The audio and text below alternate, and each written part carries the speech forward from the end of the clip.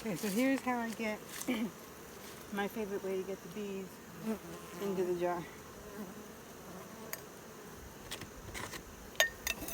Clean the jar a little bit.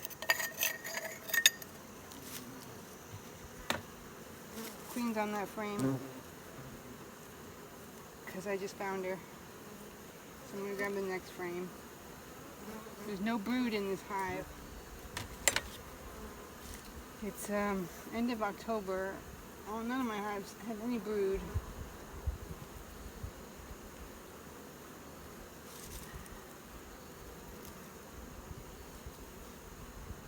But where the brood would be, you can kind of see the rainbow shape here.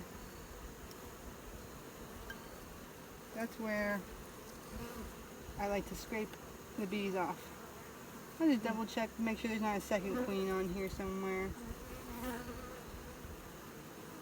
Make sure she didn't move over that fast.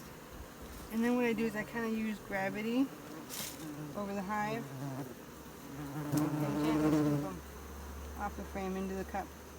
And you don't even have to look really, you just feel. And if they're not falling right in, then back off a little bit and jiggle a little bit. And into the cup they go. I like to put a little bit extra in the cup and let some fly out. So you're left with just the nurse bees. That way you get your highest count, mite count.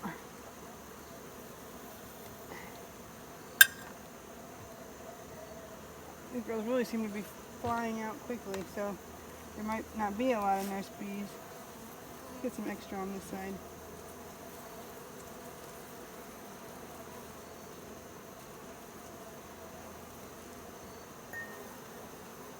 There we go.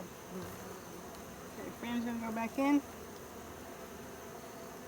I like this method better than dumping them into a bucket because it's just one less piece of equipment I have to keep track of.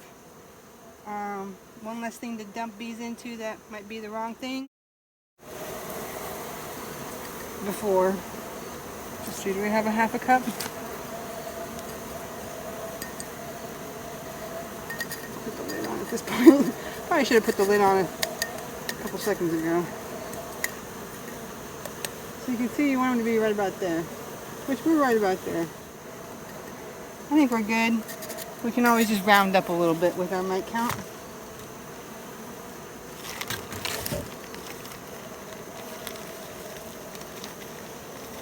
And now you want 2 tablespoons of powdered sugar. And it's just an estimate, just enough to coat the bees. So that's like 1.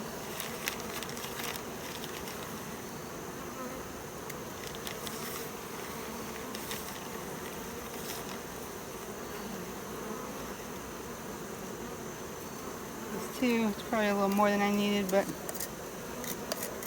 sometimes I notice if you don't put enough in, there's not much left at the bottom. That means they really used it up. I hope you could have seen most of this and I wasn't doing it out of the video. And now this goes in the shade for 2 minutes.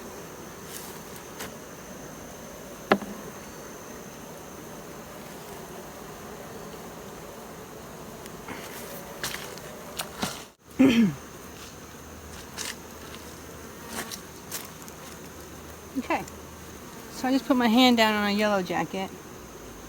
So far I've had pretty good luck with the yellow jackets. Sorry, now I'm beating them. So I went and put some plantain.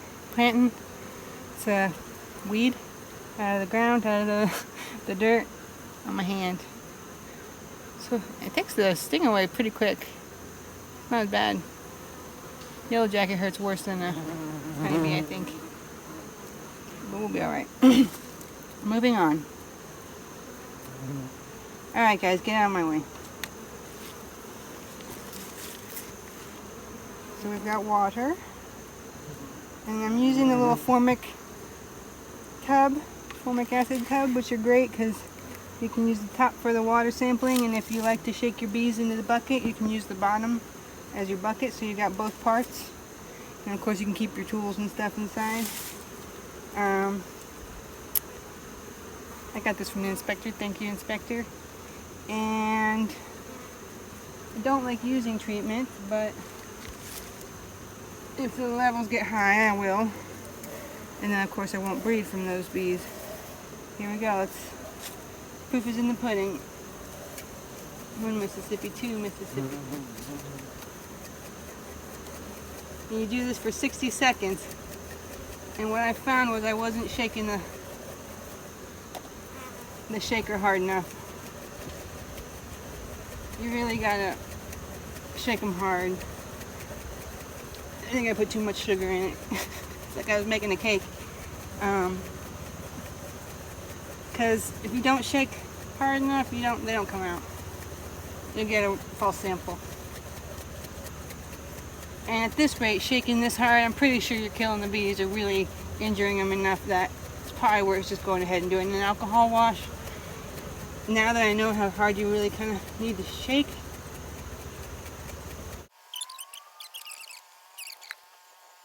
So I think that's 12. Just keep shaking. So at 12, that's 4%.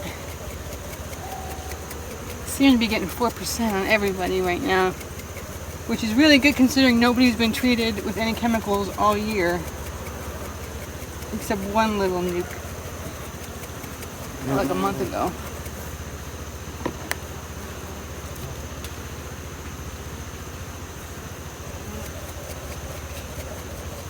But at this percentage, I guess they're being exposed to so much virus load that, granted, the mite level is going to drop because there's no brood. So once they start brooding up, those mites are going to go right into that brood, and they're going to be fed by sick bees.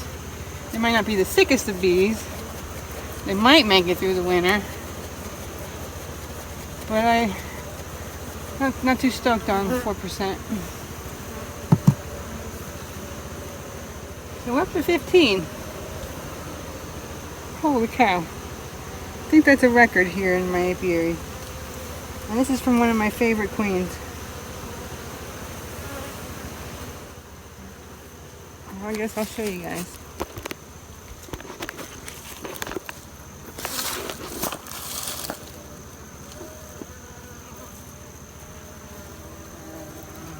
So not everything that's debris is a mite, but let's see. There's a mite. Mite. Mite. They're like little football shapes. And they're pretty uniform in size. They can vary a little bit in size and they can vary a little bit in color. But where's my finger? That's what they look like. Okay.